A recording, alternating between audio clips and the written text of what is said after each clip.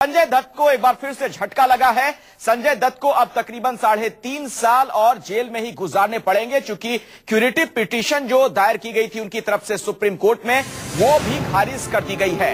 यानी अदालत के जरिए जो आखिरी विकल्प था संजय दत्त की रिहाई के लिए, वो भी अब खत्म हो चुका है। आर्म्स एक्ट के तहत दोषी करार दिया गया है संजय दत्त को।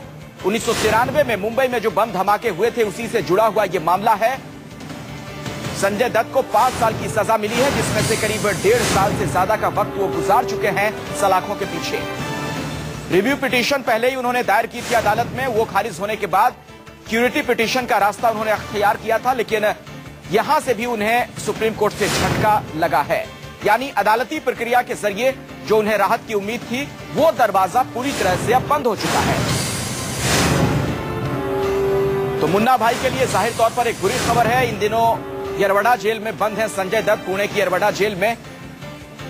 1993 में मुंबई में जो बम धमाके हुए थे उसी से जुड़ा हुआ यह मामला है। आर्म्स एक्ट के तहत दोषी करार दिए गए हैं संजय दत्त, 5 साल की उन्हें सजा मिली है।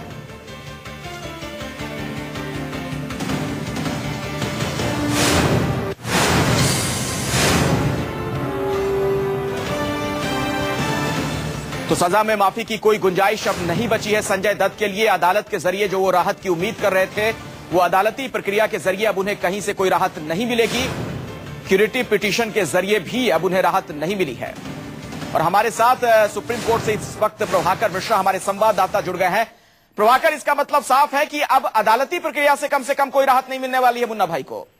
निश्चित तौर पर अखिलेश, तब फैसला आया था, फैसले के खिलाफ सुप्रीम कोर्ट में संजय दत्त ने पुनर्विचार याचिका दायर की थी, जो कि मई में सुप्रीम कोर्ट ने खारिज कर दी। उसके बाद सुप्रीम कोर्ट में ही दायर करने का जो आखिरी विकल्प था उनके पास, क्यूरेटिव पिटीशन भी, अमूमन लोग क्यूरेटिव पिटीशन जिसे सुधार याचिका कहते हैं, उसे दायर नहीं करते हैं। लेकिन चूंकि संजय दत्त के पास रिसोर्सेज की कमी नहीं है, संजय दत्त ने इस आखिरी विकल्प का इस्तेमाल किया और उसमें भी उन्हें निराशा हाथ लगी है। तो कुल मिलाकर ये कि सुप्रीम कोर्ट ने उन्हें जो 5 साल की सजा सुनाई थी, 1.5 साल के करीब वो सलाखों के पीछे गुजार चुके हैं। तो बाकी का वक्त जो है 3.5 साल, वो अब उन्हें सलाखों के पीछे ही गुजारना पड़ेगा। अब एक स्थिति इसमें और आती है अखिलेश, जो कि भारतीय संविधान के तहत दिया हुआ है कि लोगों को ये अधिकार है कि वो राष्ट्रपति से क्षमादान की गुजारिश कर सके। तो उसके तहत चूंकि इनके संजय दत्त के बिहाफ पर 2 याचिकाएं पेंडिंग है वहां पर, तो justice retired justice Markandey Katju ने जो लगाई थी, और अगर चाहे तो संजय दत्त भी लगा सकते हैं।